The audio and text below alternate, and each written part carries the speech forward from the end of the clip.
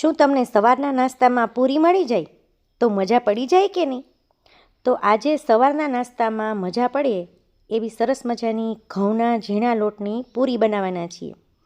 તો એના માટે 2 કપ રોટલીનો ઝીણો લોટ લીધો છે. એની સાથે મોણ માટે આપણે 2 પાવડા શીંગતેલ લઈશું. ત્યારબાદ 1 ચમચી અજમો એને હાથથી આ રીતે મસળી અને નાખી દઈશું. અડધી ચમચી હળદર અને અડધી ચમચી મીઠું નાખી સરસ રીતે મુઠ્ઠી પડે એવું મોણ દઈ અને મિક્સ કરી દઈએ. ત્યારબાદ એની અંદર થોડું થોડું પાણી એડ કરતા જઈએ અને લોટ બાંધતા જઈએ. એકસાથે પાણી નહીં નાખીએ જેથી લોટ છે એ એક સરખો બને અને એકદમ કઠણ અને એકદમ ઢીલો નહીં એવો આપણે લોટ બાંધી દઈશું. ત્યારબાદ તેલ નાખીને થોડુંક ગ્રીસ કરી દઈએ અને 20 મિનિટ માટે ઢાંકી અને મૂકી દઈએ.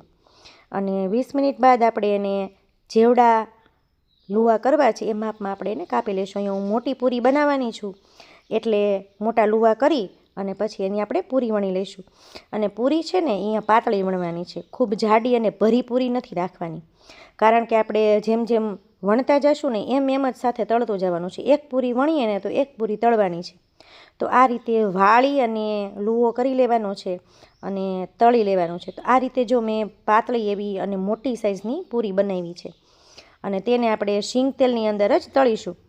પૂરી છે ને હંમેશા શીંગતેલમાં જ મસ્ત લાગે છે અને એનો ટેસ્ટ પણ એટલો સરસ આવે છે, કારણ કે શીંગતેલમાં સુગંધ સરસ આવતી હોય. તો આ રીતે આપણે પૂરી છે અને બધી બાજુએ સરસ રીતે તળાઈ જાય પછી આપણે એક પ્લેટની અંદર એને કાઢી લઈશું. અને આ પૂરી છે ને સવારમાં નાસ્તામાં પણ ચાલે અને બાળકોને રાતે જમવામાં પણ એટલી જ મજા પડી જાય છે. જોઈને શાક ખાવાની આનાકાની કરતા હોય ત્યારે આપણે એને પૂરી બનાવી દઈએ ને તો દહીં સાથે, ચા સાથે, પછી કોઈ પણ અથાણા સાથે, અમારા ગુજરાતમાં તો ગોળ કેરી સાથે પણ એટલી જ સરસ રીતે પૂરી ખવાતી હોય છે. તો અહીંયા મેં દહીં અને મેથીવાળા લાલ મરચાં અને શેકેલા લીલા મરચાં સાથે પૂરી બનાવી છે. તમે પણ ચોક્કસથી એકવાર ટ્રાય કરજો.